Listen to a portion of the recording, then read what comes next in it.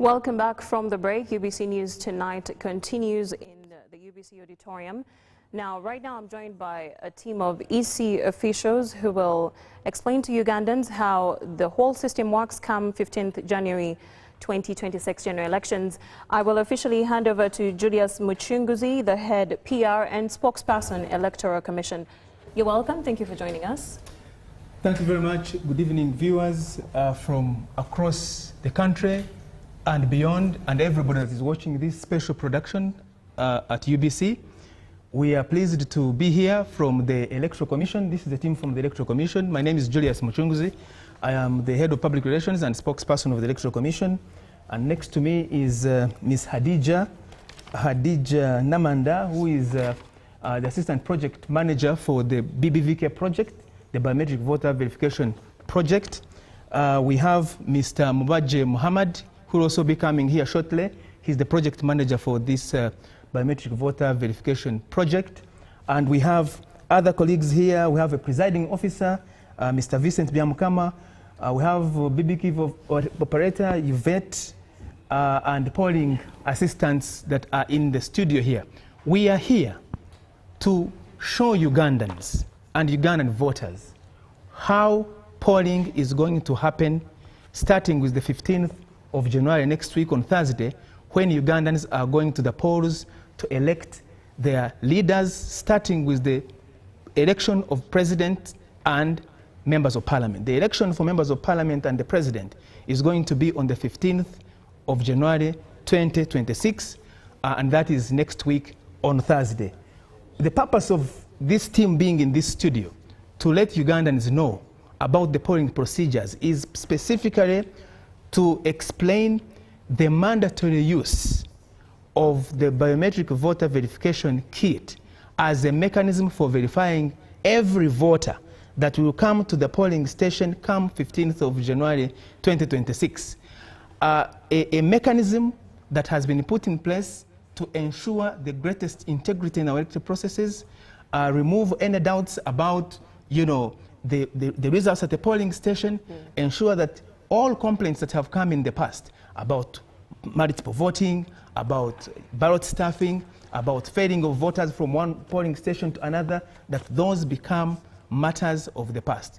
And therefore, in the studio here, we are going to show how the BBVK machine that is going to be part of the polling procedures on the day will be used to verify voters and also to verify ballot papers, to make sure that the principle of one man, one woman, one vote is achieved to the greatest extent that can possibly be. And on that note, I'm going to hand over to Hadija, Ms. Hadija Namanda, to take us through the process and procedures at the polling station. What you see here on this side is the setup of a polling station, and we want Ugandans to follow closely so that you get to know what to expect at the polling station. We have over 50,000 polling stations across the country. When you get there on Thursday, the 15th of January, know what to expect and know what you have to do to make sure that your vote indeed becomes your voice. I hand over to you, Hadija. Thank you very much. Good evening, viewers. We are going to briefly take you through what we are going to be doing on the 15th and also in the subsequent elections. The mandatory BBVK election is going to help us to curb one, impersonation. So we are not going to have people using other people's identities to come and do the voting. And then we're also going to stop the issue of ballot stuffing, as we are going to see in the demonstration, where we are going to scan the ballots at the beginning and at the end when we are going to do the counting. So briefly, to take you through, we have a first table that will be having the BBVK machine. At the first table, we'll have two machines at each polling station, one which is the main primary BBVK that will be used for the polling, and then the other is the backup machine that will help us in case there is any issue to do with the first machine. We'll be able to use the second machine. Each of the packages has a BBVK machine. It has the components that has the chargers, and then it has a power bank. We always have issues to do with, we do not have power in the rural places and all that kind of thing. We're not going to have this in this election. In case we have any issue to do with power on the machine, the power bank is there to help us. The machines are charged to capacity, and we believe they will do more than 15 hours, which is literally beyond the 7 to 4 p.m. That is the polling period. We also have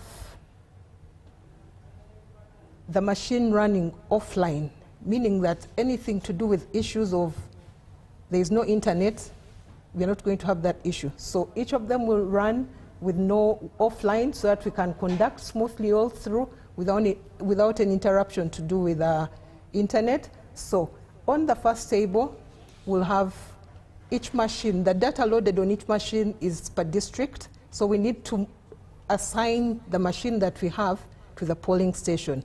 All the voters in the districts are loaded onto the BVVK machine. So what happens?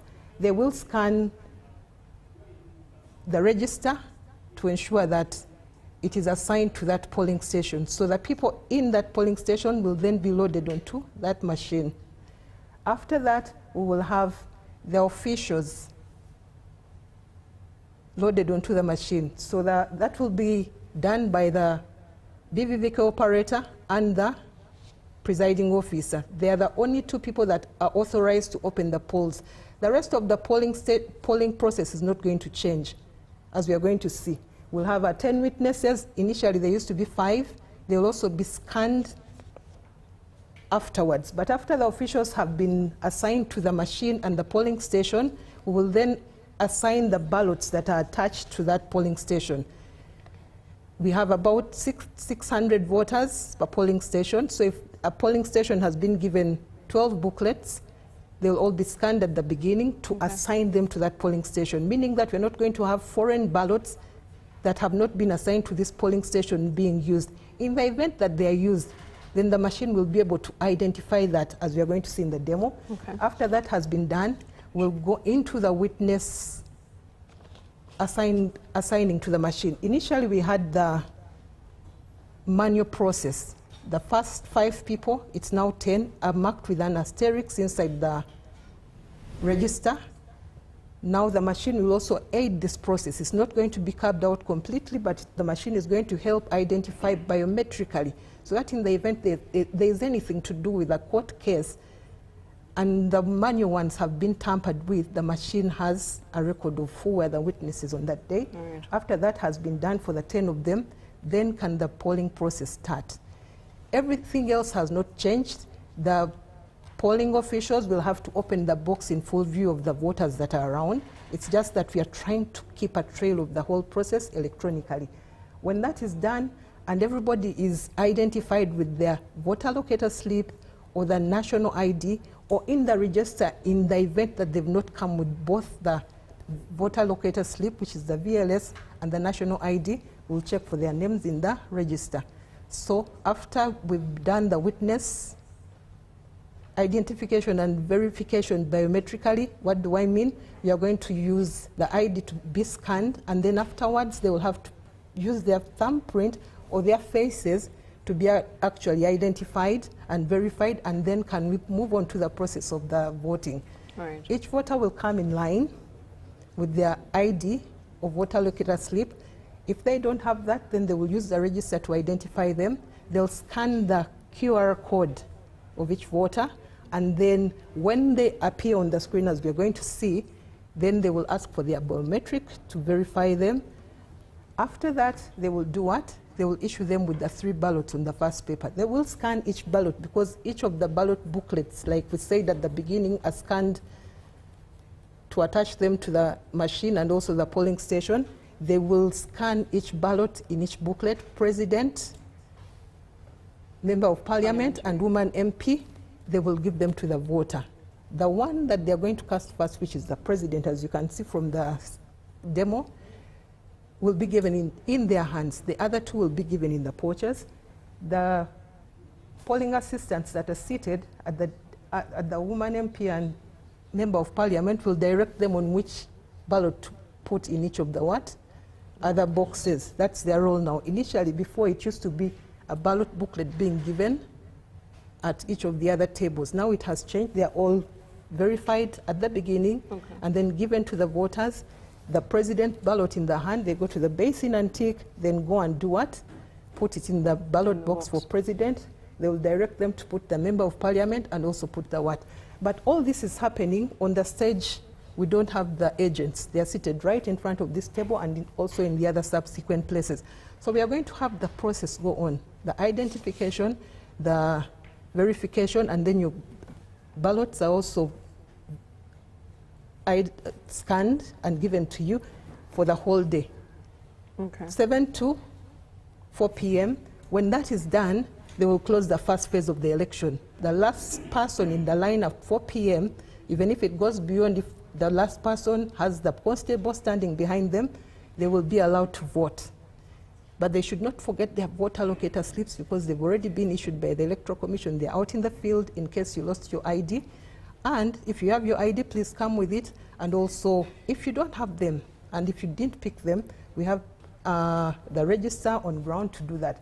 When the presiding officer and the BVVK operator close the polling at 4 p.m. or beyond, if people are still in the line before, they will close that phase and no one is going to vote again. So if you're not already at the polling station, after 4 p.m., you're not going to vote? You cannot be allowed to vote. Okay. But as we have our machine working through the day, when it's not so congested, the machine has a dashboard that shows how people have voted in terms of numbers, who have turned up, so that people who are working at the polling station can tell. If we have 400, we have 200 that have already voted, so we can have another 200 coming in case they are going to come and vote. Right. So after that, we go into the post-ballot verification phase, which is the new element in this. And what does it mean? We are now getting what has been stuffed in, and this is something that is new. Because initially we used to have people stuffing in the ballots and all that kind of thing, people borrowing ballot papers from the different polling stations. When all that is done, each box will be brought, the normal process of polling. They will pour them onto the polythene and then they will scan them with the machine.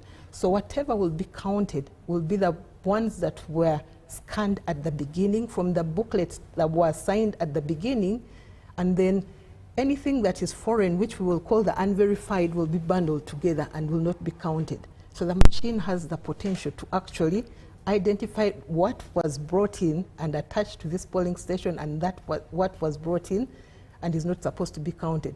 So anything that has been counted in the past and has not been brought in, that's the stuffed ballot, will not be allowed to be counted at the polling station. Okay. So when they've identified them and put the ones to be counted, the normal process will continue. The invalid, valid, if people have used the authorized mark of choice, we'll be able to demonstrate it during the demo, and then we'll do the counting, the normal process, filling the DR form, the counting, tallying, and all that kind of thing, and then the announcement at the polling station, and subsequently have the DR form filled, then the agent sign with the polling officials. The machine has the potential to also help us keep a record of what the DR form and the accountability of ballot paper at the polling station. They'll be able to scan because they've also made them biometric. They have a QR code, the ABP, which is the accountability of ballots, and the DR form, which is the declaration of results. After they've been filled well and signed, and everybody is in agreement or whatever comment they put at the back, and it's fully filled, the machine will allow to take a picture, a scan of it, and then a picture of it and stored in the system. Then can the polling be closed, as you're going to see. Okay. Thank you so much. Now, what could happen if a machine malfunctions on polling day? Let me invite Mr. Mubaje, who is the technical lead and the project manager, to come here because he will answer some of those technical questions. Right. Please, Mr. Mubaje. You're welcome, Mr. Mubaje. Thank you. I'll revisit the question. What might happen in case a machine malfunctions on polling day? Thank you, moderator. My name is Mubaje Muhammad. I'm the project manager for the biometric voter verification system that's going to be used on the polling day come 15th January 2026. Now, malfunctioning of kits was anticipated, that it's a possibility, although, like my colleague, Madam Khadija, has just explained to us that at every polling station, we are going to be having 2 kits. There will be a primary kit, and then there will be a backup kit. Then in addition, each of these kits has been assigned a power bank as an alternate source of power, as we know that we have remote places in Uganda, distant, that are off the grid. But we are guaranteeing and assuring Ugandans that come 15th of January, on polling day, there will be no failure of kits. These kits, we have tested them. At least we have been able to realize that these kits can actually run for more than 20 hours, which are enough to cover up for the polling exercise that starts at 7 a.m. up to 5 p.m. So it's a practice, it's our practice that even before polling, these kits are actually charged, and the polling officials are educated and guided that please ensure that these kits are at least have battery life of like charged 100% before start of polling. The other issue is the time. Elections are time bound, meaning that being 15th, our team has been informed, the polling officials doing voter education and sensitization, that the polling officials ensure the time set on the kit is the day of election. So the kit cross-checks is configured to check the date and time that is configured on the kit. So for example, if an election is on 16th and the kit is configured on the 5th and 16th hasn't reached, it will say this the election is for future. It's not now. But if it's in the past, then to inform you that this election has already passed. So that's how the kit has been configured.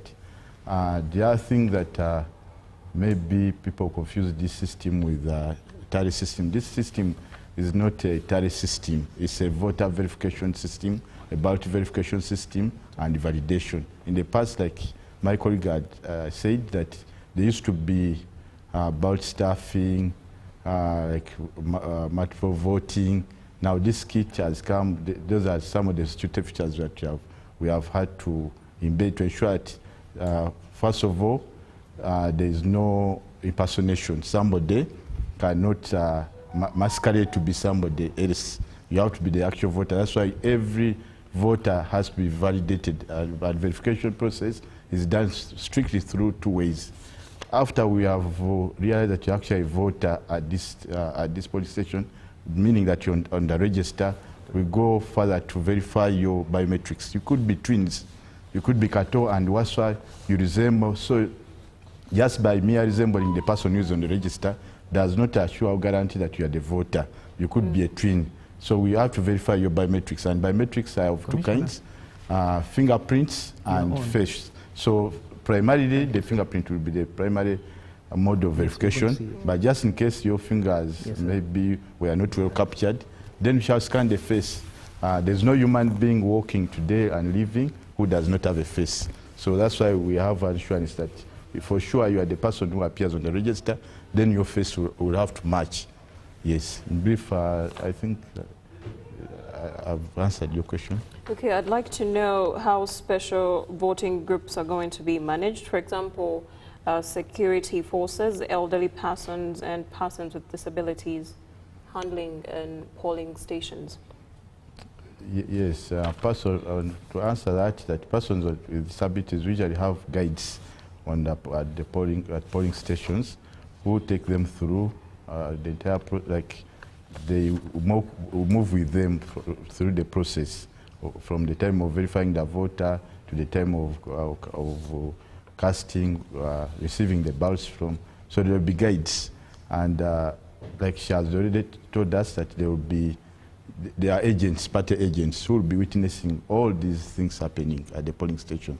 There are even agents of these people with special interest group from the special interest groups who are present and watching what happens and how their interests are taken care of, so that no person is denied the opportunity to vote for their candidates. Can assistance be provided without compromising voter secrecy or any coercion in the process? I think what is taken care of in that aspect is assisted voting is allowed, but the person who's going to vote has to use the person that they entrust. It could be somebody from their home or even a young child to take them through the process, and it's allowed. So we prefer that the people that have these issues actually pick people they trust, not anyone at the polling station, because people at the polling stations have their own interests. So what has been done always and what is encouraged is to come with somebody from home to help them take through, because they will be able to protect their interests. Now, Ms. Namanda, from the way you explained the whole system, it seems pretty ironclad.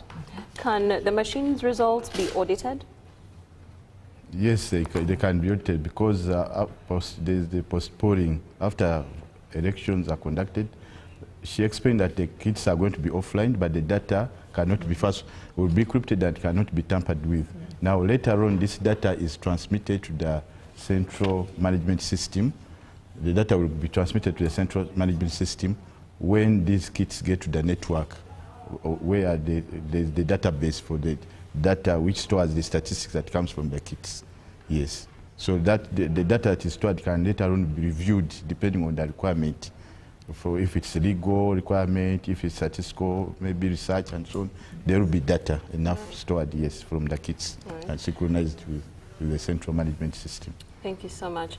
Now, with all that said, let us head into the demonstration and check out how the system works. Okay, thank you so much.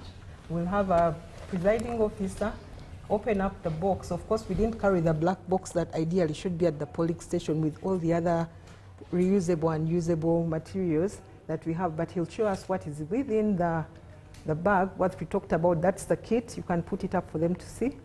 That's how it's going to be. And it's called the Nyange, which is a Ugandan bird. So something that's personalized to the Ugandan context and also something that we can appreciate. Okay. You can quickly go through that. We have the power bank in, which is also important. So the second kit literally has the same kit. The power bank, the rest we can leave. It's charging kit.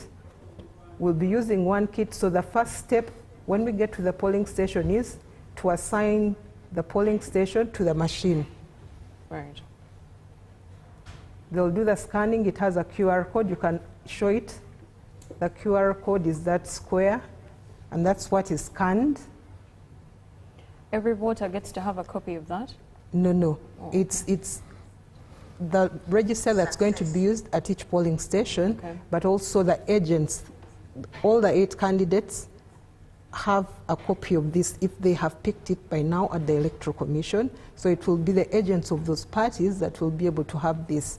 Okay. Yeah. So she's scanned and we have a success, then it will display the details of the polling station on the screen. That's the first step. Second step. So we'll assign the operators to the polling station and to success. So it pops a sound if it's successful, or if it's rejected, it will still pop a sound. Okay. And then there's a message, an error message if it's not successful, and it will tell you, as we are going to see. Yeah. So once she scans the ID, it will bring her picture. Now that's what he was talking about, or I talked about the identification. But that's not enough, because somebody can come to the polling station with what? With your ID. And then it will be successful if it's scanned, if that person belongs to that polling station. Yes. What will differentiate is now the biometrics, as we are going to see. So she's scanning her right thumb. Success. So she's successfully tagged as an operator to this polling station and to the machine. You can show it there. The machine moves you automatically to the next step, which makes it very user-friendly. After the operator has finished, it will tell you now it's the time to do what? To identify and verify the presiding officer, which is going to happen now. So they are going to scan from the success. So that pop will happen through the day. Even the agents that will be there will be able to see that. Even the voters that will be nearby in the line will be able to see, which makes it transparent and also something that somebody can not suspect, because what is happening? There will be something success or rejected, and the reason will be given why. Oftentimes, it's people who are at a polling station that's not theirs, but it will also direct you where you're supposed to be going. So we've successfully identified our presiding officer. We are going to do the biometrics to ensure that he is the one. Please hold the machine a little longer on camera so people can be able to see. Right or left? Success. So you put it up. The machine, after the locking in or assigning the two officials on the polling station, we go ahead to scan our ballots. When we scan our ballots, we are actually assigning them to this machine and to this register. So for demo purposes, we've carried one ballot booklet per category, and they're going to scan the president, the MP, and the woman MP, which is going to happen at the polling station for all the booklets that will be assigned per category. The machine keeps tab of the number of booklets that have been assigned. Okay. Yeah.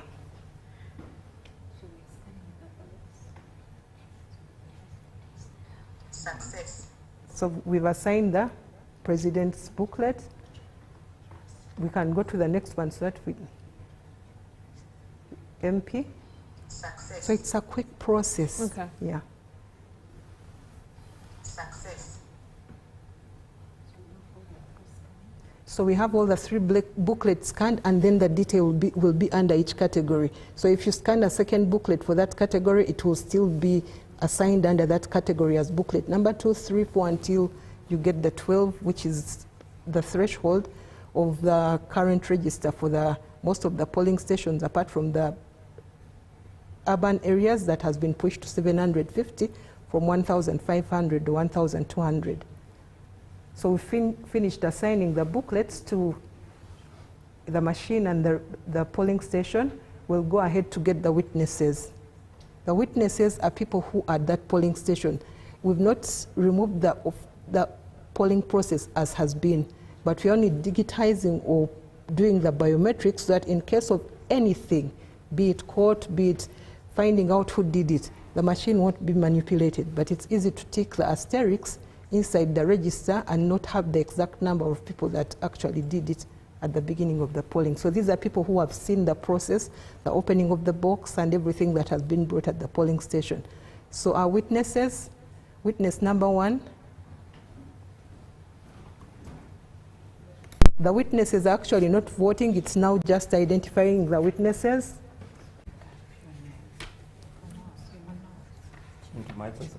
So you give them your ID. Do the scanning. So they scan the ID. Success. He's been successful, and then his image is there. They'll scan it in. And then we'll do the biometrics. Let's do it faster.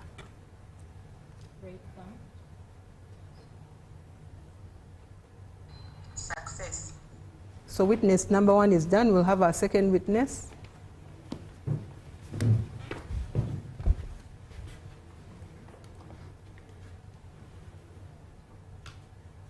Success. When we scan, the picture is displayed on the BVVK. And if it matches the person, then we do the biometrics.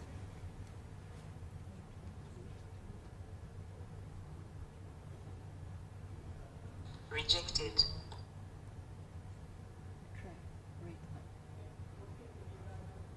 Success. So we try. We don't want somebody to go without us trying. Maybe they did not put it right. When they put it the right way and the surface area is put right, then to read. So we'll give an opportunity. If the finger is not reading right, we give the opportunity because all the 10 fingerprints are inside.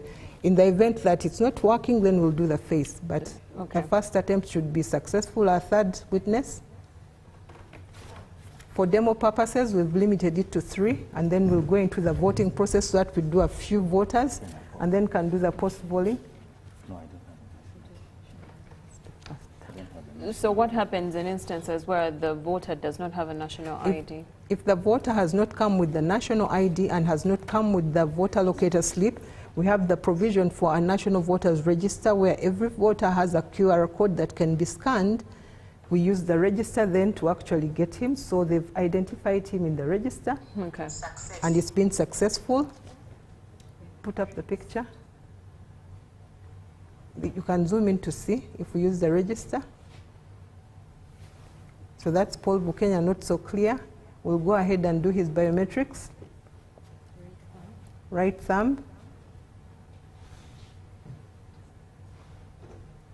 Success. So we've done the witness identification and verification. Instead of 10 for demo purposes, we've used 3. We now will get into a different screen. We can't do the witnesses again once that process is done. So we get into now the actual voting. So it's something that's easy to use. If somebody follows what's on the screen, it will guide them. So even in the remotest, after the trainings we've given them, they'll be able to follow, even if they didn't read from anything. No. They'll be able to follow the process of how to start the election.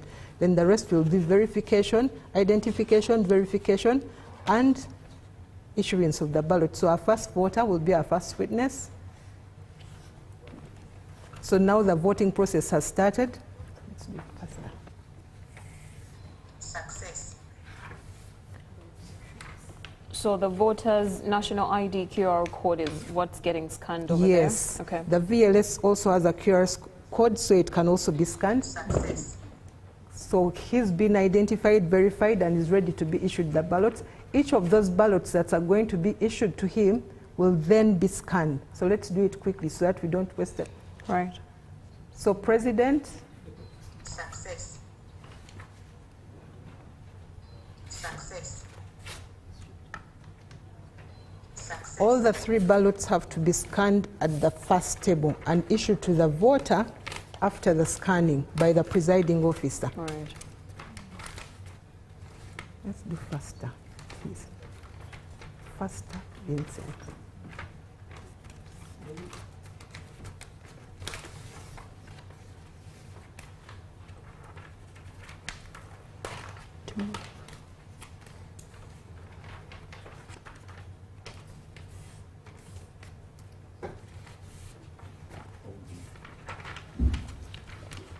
So they're given to the voter folded, so that the normal way that it's been happening, so that they are able to go through the ballot box. But also, in the case somebody is going to use ink, then it will spoil the ballot if they fold it widthwise. So they're given lengthwise, so that if the choice of the person is given, it stays within the same line of the voter. Right. So he's doing his process, the second voter in line.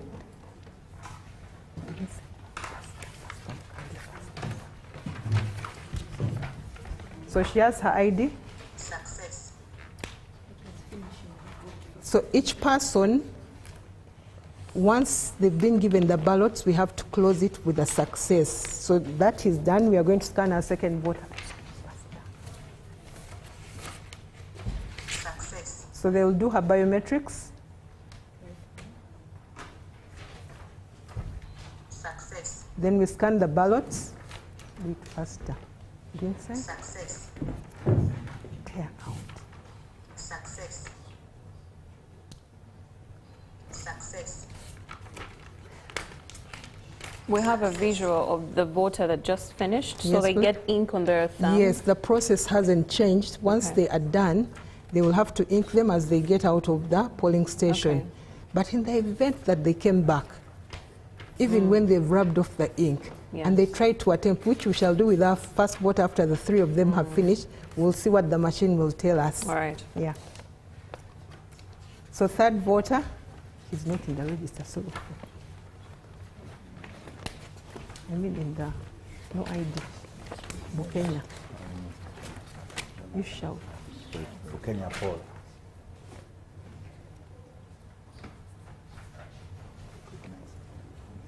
Success.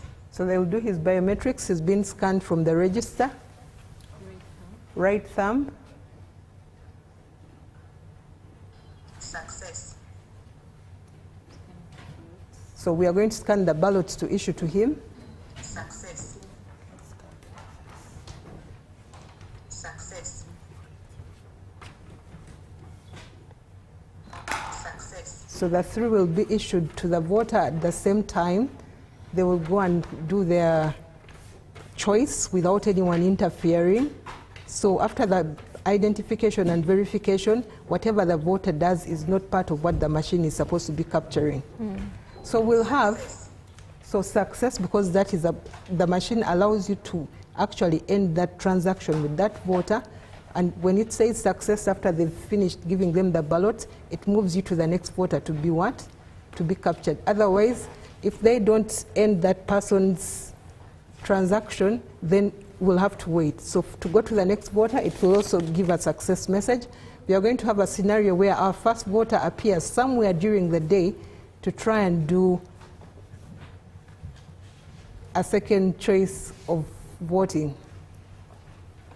So he appears, maybe they've not identified him, he's removed his ink, so he comes to the polling station with his ID, and they try to scan it.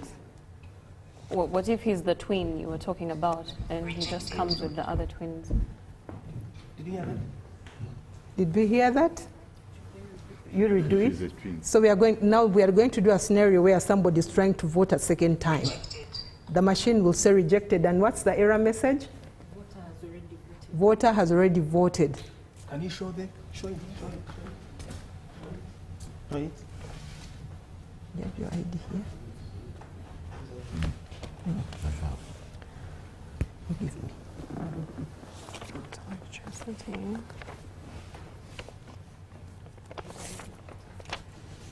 So I'm going to try, for the instance of being a twin, of course I'm not his twin, but let's say we are identical. So I'll try to go and have the identification and verification done with his card. A twin has come to the polling station. So I'll give him the ID, they'll scan it, Success. and it's successful because it will identify you on the register. But what happens with the biometrics? Right thumb. Rejected. And what does the error message say? The right thumb does not match. Let's try again. Speak up. The right thumb does not. It doesn't match. So for any error message that we have, you can show it, for any error message that comes with the machine reading, will not be able to have both the identification and in case somebody came as an impersonator, they might pass the first test, which is the identification. Maybe they have cards they've collected over time, or they've start with the voter locator slips of different people. So they'll be scanned, but then the biometrics will be the ones that will do the test. Right. So let's try him going as himself. Then we see what happens. So he appears at the polling station.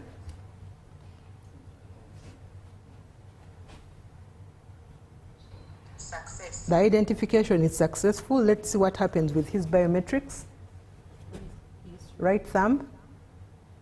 Success. Only the owner of the ID, the person appearing on the register, will be the only person who will be able to vote. Okay. You can't vote in somebody else's name, even if you have the identities. So he goes through the process. Success. They're scanning his ballots that he's going to use. How do you mark the ballot correctly? Success. So there are different scenarios. Success. Your ID. So we're also going to have somebody who's not on the register, and we see what error message it gives us. So all the scenarios have been catered for in the BVVK. It's enhanced. We want a transparent process. We want people to actually vote and make their choices by themselves. The issue of ballot stuffing, as we're going to see next in a few minutes. Rejected. So she's somebody who doesn't belong to this polling station. And what's the error message? Voter not registered here. For the voters within the district, the machine will be able to direct them to which polling station they belong to, because the data on the machine is loaded for the whole district. Right. But we also have mechanisms for people to call in and find out where they should be voting in case they didn't go to get their voter locator slips, or maybe lost them and appeared at the wrong polling station. So this voter is simulating somebody who made a choice, or maybe while he was making the choice, something happened, and then maybe the tick went. Yes. He will come back to have his ballot reissued. Well, we'd like to know, in case, how do you mark a ballot correctly? How do you vote correctly? How do we vote correctly? Paul can take us through that so that voters can listen firsthand on how to actually make their choices come polling day. We have 2 authorized marks of choice that Paul is going to demonstrate to us. Pen is there. And any paper. More your ballot here.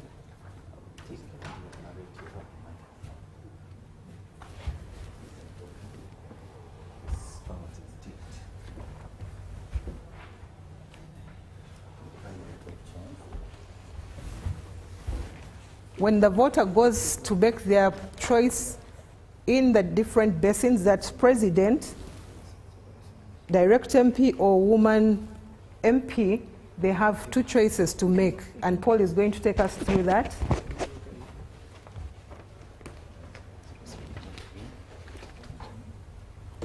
So secretly, I'm doing for demo purposes, standing in front near him. Yes, secrecy I'm not supposed to see. And these basins are not going, the different stations are not going to be close. We still maintain the 5 meters between the what? Each of the stations. Kindly hold this as you speak into it.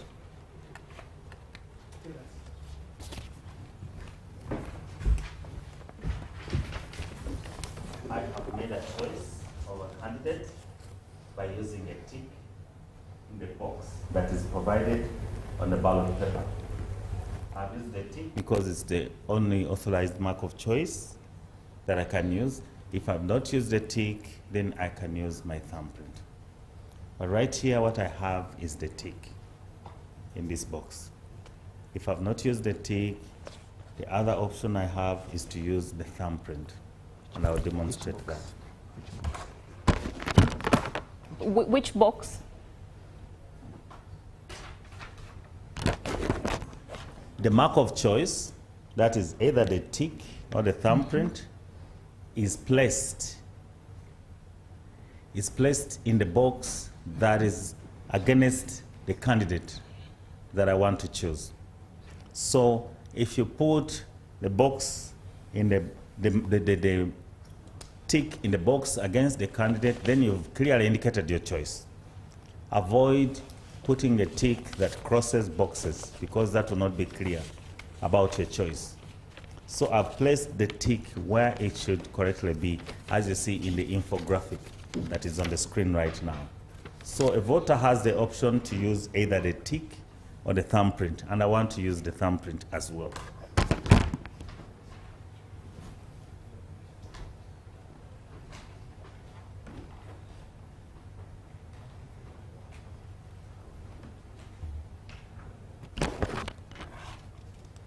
A voter has the option of using a thumbprint to indicate their choice, and the thumbprint must be placed in the box that's against the candidate of choice. If the ink spills over into another box, it can cause it can create confusion, and there will be a problem with clarity about your choice. And that's why we encourage that you put the thumbprint correctly in the box that's against the candidate of your choice. Next, I'll fold the paper.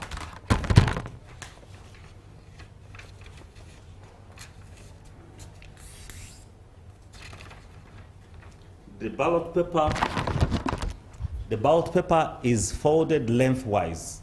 The reason it is done like this is that if I've used ink, the ink will not spill over into another box or into another candidate, but it will be against the candidate of my choice.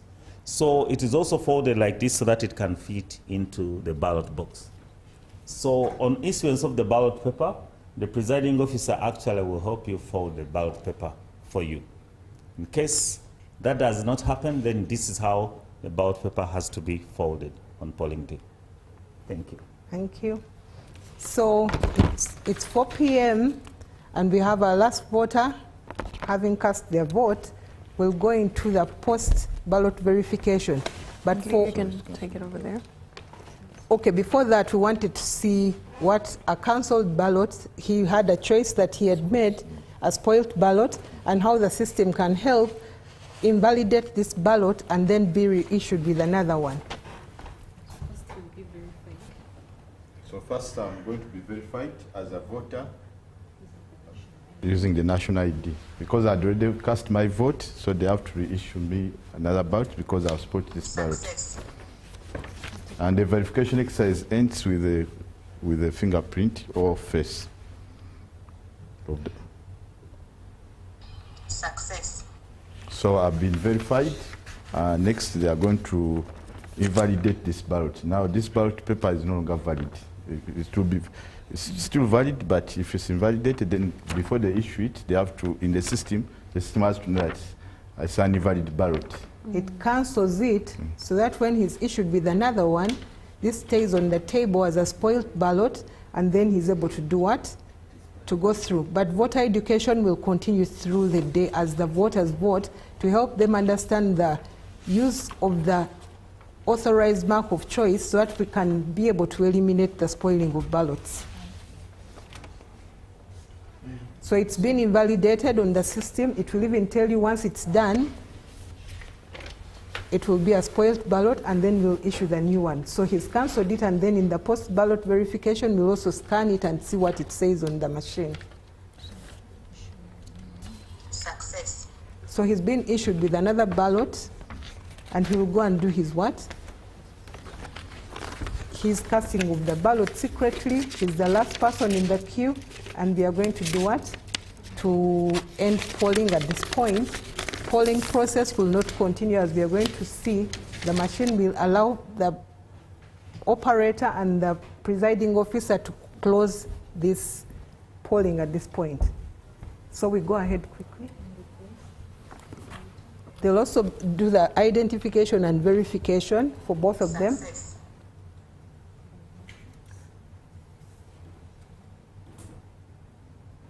Rejected. So if she's not put the finger right, we give her an opportunity to put it right. Success. Yeah. So it's there's not no just chance. once. There's no chance that a polling staff can manipulate the machines. No one can, because even if they got the ID and scanned it, the biometrics have to match that ID. Success.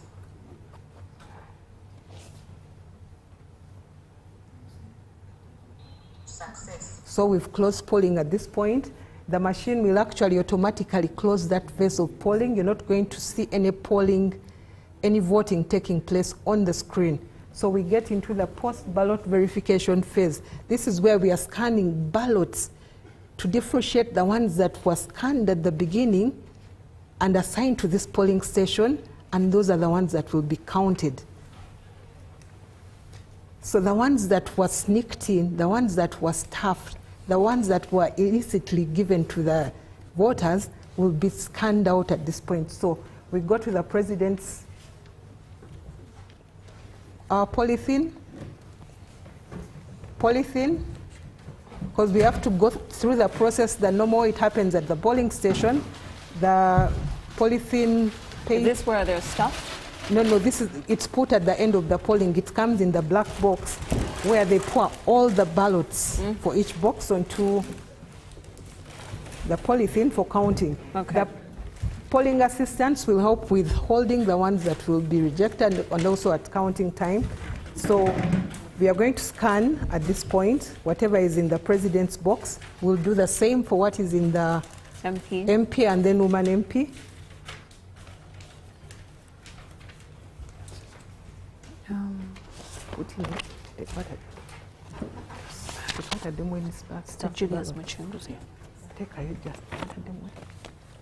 Success. So successful ones will be given to this polling assistant, and it will be shown on the dashboard now, post-ballot. We have used ballots that will be counted. We have rejected. Those are the ones that will not be counted, and then the spoiled ballot, in case they left the table and went into the box. Success. So the successful ones are given to one polling assistant to hold. Rejected. And what does the message say? So those are the ones that were not scanned at the beginning and assigned to this polling station. So if you get ballots from another polling station and somehow you discreetly put them into this ballot box, we'll be able to catch them at that point. So no ballot stuffing is part of what this BVVK, enhanced BVVK, is doing for us. Success. Rejected. Unverifiable. So that could have sneaked in also. Success. Success. We could also try scanning. Did we put the spoiled ballot and see what it says? So what are the statistics on the dashboard? So the statistics are showing 4 used and 2 unverified. And what do we have? 1, 2, 3, 4. Those are the ones that will be counted. The rejected are how many on the screen? There are 2. So it actually does a little bit of tallying, but the actual process will be dependent on the integrity of these people. We have a backup on our machine, but they have to do the right job. So this is the spoiled ballot in case we had ticked it when he returned it and invalidated it. So they are going to scan it to show us what happens. Rejected. And what does the message say? Spoiled ballot verified. So it will also identify that it's a spoiled ballot and also will put it on the dashboard as a spoiled ballot. Okay. So we are done with that process. We go on to the next box, which we are not going to go through in the interest of time. So the counting goes on. These ones are bundled together. The ones that are going to be counted, which she has, will now go into the counting phase. The rejected ones will be bundled together and the report put in the official report book. The machine does not automatically count whatever you've scanned and is valid? It will have our backup electronic onto the machine, what has been verified at the end. Okay. The counting process and the people's choices is actually done with the verified ones, the ones that are actually supposed to be counted. So that phase is not what the machine does. This is now the actual counting. They have to be transparent, show the people that this choice is for so and so, so the assistants will hold, let's say for candidate A, B, and they're bundled, the normal that has been happening, then they're counted and filled correctly onto the declaration of results form in the presence of the agents and the other people who are around the polling station in the evening to come and witness the polling. Then, after that has been done, the counting is filled, they fill the form and everything. We have the declaration of results form and the accountability of ballot papers all properly filled by the presiding officer. The machine then goes into the scanning of that DR form, the declaration of results form, and taking the picture of it, and it's stored automatically on the machine. The same applies to the accountability of ballot papers for each category. President, woman MP, direct MP, they scan and take a picture of it and it's stored. So let's do that very briefly and then close the election. So the counting has taken place, the ballots the papers have been filled, the DR and the ABP. So Let them finish. So just take pictures. what is the declaration of results? So when they've done all that process, each of the forms has a what? Each of the forms has a QR code which is scanned and then the picture is taken. So let's do it quickly, even if it's one category, if it allows. So they are scanning and taking a picture of the DR form. Success. So it will tell you a success message, then allows you to take a picture.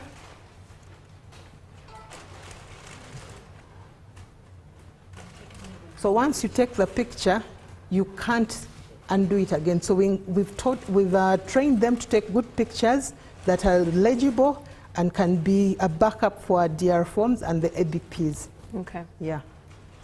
So we do that for all the forms, the DR forms for the different categories, and then the accountability of ballot papers. Success. Let's do it quick.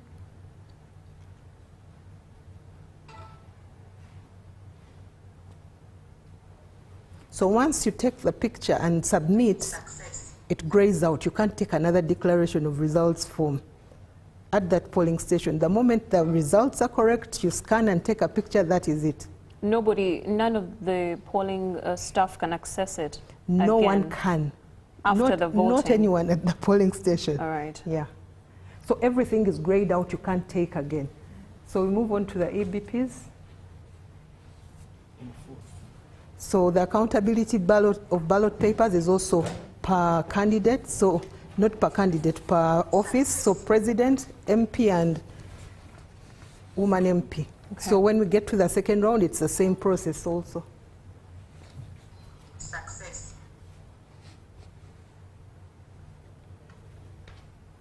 Success. So you see that the scanning is fast, everything is quick. So in terms of managing time, I think we are not going to delay it. Actually, it's faster than the actual manual process of fast counting, arranging, and everything. Once you've put them in their categories, the rest is very easy. Success.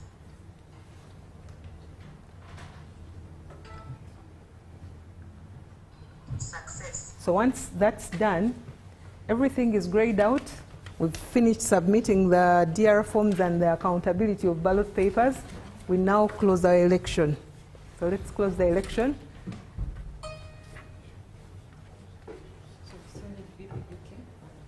So that it pushes you, once you've done that phase, it pushes you back now to the closure, which is the identification and verification of the operator and the presiding officer, and then we'll see what happens on the screen. You can't access anything to do with that election again. Okay. Success. So we are now scanning the presiding officer. Success. And then their biometrics. Is that the agent signing out? No, the whole process is managed by the operator and the presiding officer, the opening of the polls, the closing of the voting process, and then the closing of the election itself. The two people man the polling station in terms of the biometrics and the identification. Rejected. Which finger? Are you putting left instead of right?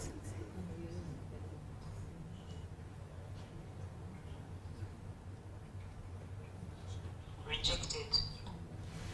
Change the finger. So don't rush to push the person away, clean their finger, and then try again. It won't take a lot of time. So at the end of it all, it goes back to our default screen. You can't do that election again. It is done, it is closed, and we are ready for the next round. All right. Yeah.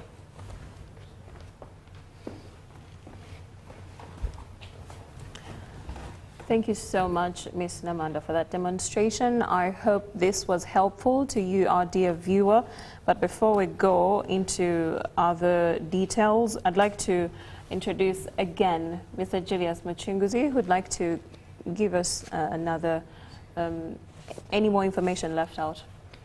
Thank you very much. Just to make the following observations. Number one, that the agents of candidates will be seated as closest to the activity Yes. as possible.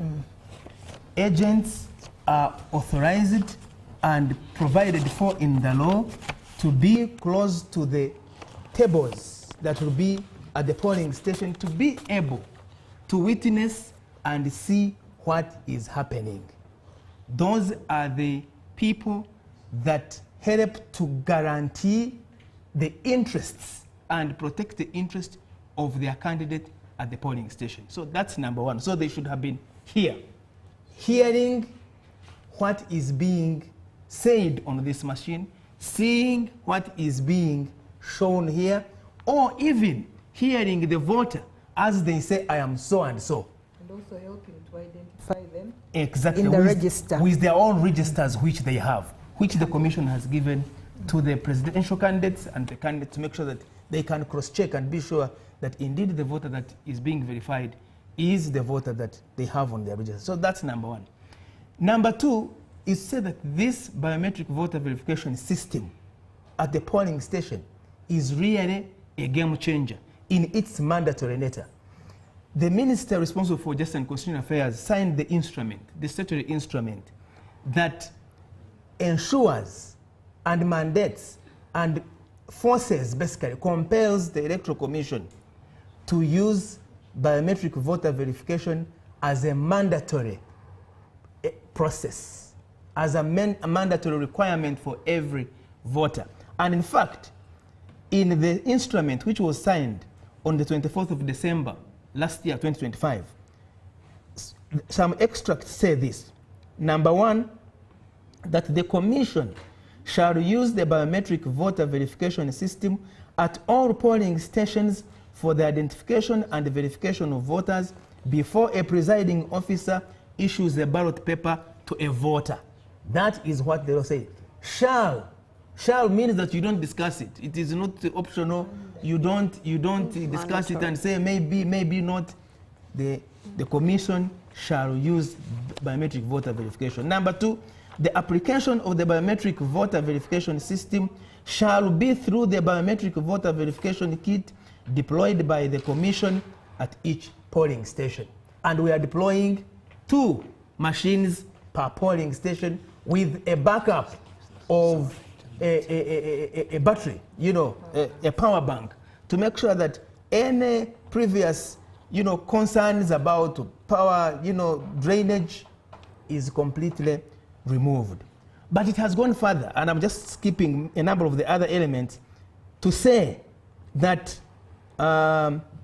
failure to use biometric voter verification system or biometric voter verification, it makes it an offense. And it says, a presiding officer who fails to use the biometric voter verification system or the biometric voter verification kit in accordance with these regulations commits an offense and is liable on conviction to a fine not exceeding 6 currency points or to imprisonment for a term not exceeding 3 months or both. And further says, a person who unlawfully interferes with the use of the biometric voter verification system or the biometric voter verification kit commits an offense and is liable on conviction to a fine not exceeding 6 currency points. A currency point is 20,000 shillings, or to imprisonment for a term not exceeding 3 months or both. And a person convicted under these regulations shall not qualify to be re-engaged or appointed in the service of the Electoral Commission. That is how serious this use of the BVK machine is, and that is why every effort is being made by the Electoral Commission to make sure that, one, the officials that have been appointed, recruited to use the machines have been trained to make sure that there is nothing left to chance. But most importantly, to say that with this mandatory use of the BVK machine, a number of the questions that and complaints and issues that were previously raised at the polling station will not feature again, because the real place where voting takes place and where results come from is the polling station. When you plug any gaps, any loopholes, any avenues of misconduct at the polling station, you will have gone a long way in ensuring that our elections have the highest integrity that can be, that they are credible, they are believable, and they are verifiable. And on that note, we thank you very much for the opportunity to come and tell Ugandans and tell and show Ugandans what to expect on the 15th of January next week on Thursday at 7 a.m. and the subsequent elections that are going to happen in the course of the month and the course of February. Thank you so much, Mr. Muchunguzi. Now, for Ugandans watching now in real time, I think they'd like a reassurance that EC is ready. Are you guys ready? We can say without any fear of contradiction that the Commission is ready. All the materials that need to be at the polling station have been dispatched already. The Commission, 2 days ago, flagged off the commencement of the flagging off of these materials destined for districts. And as we speak, a number of the districts across the country have already received these materials, which are black boxes that contain the sensitive materials, ballot papers, you know, the ballot papers and register that will be for use on the 15th of January 2026. The staff have been trained, the logistics are in place, the human resources in place, and we want to make sure, and the commitment we give to the country, the commitment we give the country is that the Commission is leaving nothing to chance in ensuring that the voter is able to cast their vote and their ballot to choose their leaders without any hindrance. The call of the Commission to all stakeholders involved in the electoral process is, number one, to act in accordance with the law. Number two, to act peacefully, to conduct themselves peacefully. Even in these last days of the campaigns, to conduct themselves peacefully in accordance with the laws, not to use language that sows hatred, not to use digital platforms to spread misinformation and lies and hate speech, to make sure that at the end of the day, Ugandans are able to go through this electoral process to choose their leaders as provided for in the Constitution, so that we can continue as a country to be united, to be progressive, and to continue to be the peaceful Uganda that we are all proud of. And that the pride of Africa, as we are, the pearl of Africa as we are, the pride of Africa as we are, can continue to be reflected in the manner in which we conduct our business, in the manner in which we choose our leaders, so that Ugandans can indeed exercise the mandate and their right to vote as provided for in all the laws that are relevant to elections. Mr. Muchunguzi, please re-emphasize what is done at polling stations, at district and national tally centers. So the voting takes place at the polling station, and the counting of the ballots takes place at the polling station, and the results are announced. Correct me. At the polling station. At the polling station. The results at that polling station are known at that polling station. And it is those results that are transmitted to the National Tally Center for the case of, the president, and the rest of the other announcements are made at the District Tally Center for the elections that are at that level. So the real place where results come from is the polling station. And that's why this effort, which has been exercised to the greatest detail, is meant to ensure that the polling station becomes, as it is, the place where you can audit anything. That what has happened at the polling station is what will, ultimately translate to what will be announced and declared at the other levels, at the district, and then for the presidential at the National Tally Center. All right. Now, you've guided that after voting, people should leave the polling station. Explain further in like 2 minutes. No, I think the point on this issue needs to be understood in the context which the Commission has been explaining. The Commission is aware of the laws relating to that particular component.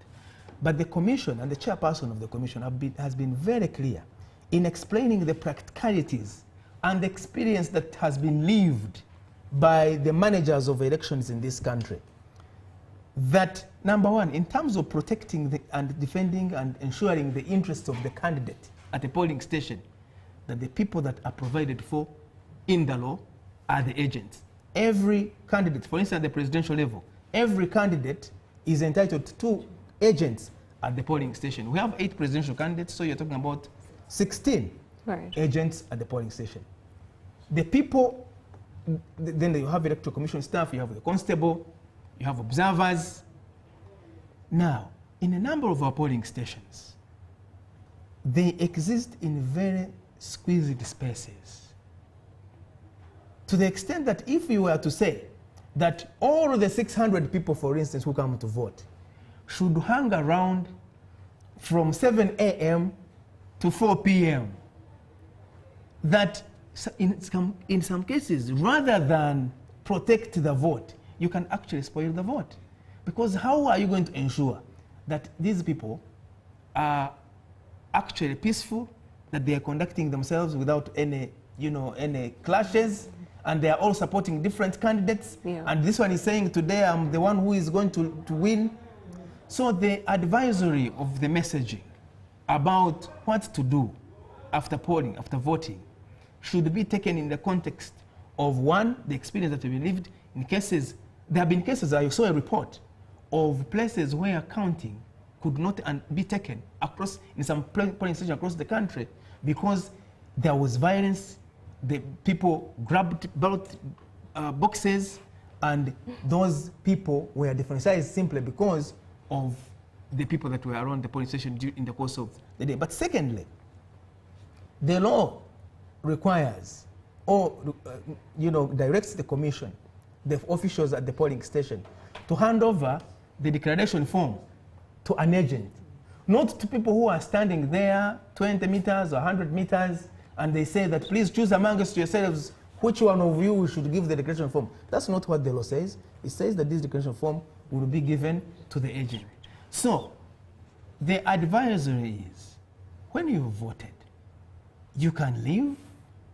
Actually, you should leave so that you give space to other people to come and vote. And then you may return. You can return at the time of the close of the polls, at the counting, and witness the counting. That is the spirit that the Commission is making this point, that it is in the best interest of safeguarding the integrity at the polling station, which we have, every effort is being made to make sure that it is secure, so that nothing comes in between to undermine the safety of the materials, the safety of the process, and the safety of the entire exercise. That is where we're coming from. It is not that the Commission does not know the provision in the law about 20 meters. Far from it. I mean, who can doubt that the leadership of the Commission doesn't know that there's 20 meters, but the context needs to be appreciated in that regard. All right. Thank you so much, Mr. Muchunguzi, and your entire team. And now to you, our dear viewer, that brings us to the end of tonight's news segment, which has largely been taken up by the team from the EC, who have greatly explained the process and demonstrated in great detail. Hopefully this has been helpful and educational to our dear viewers. We hope for you to follow the EC guidelines, which are to keep peace and order, vote and wait for the results to be announced without causing any chaos. For God and my country, we thank you so much for your audience. My name is Maureen Babide. Good night.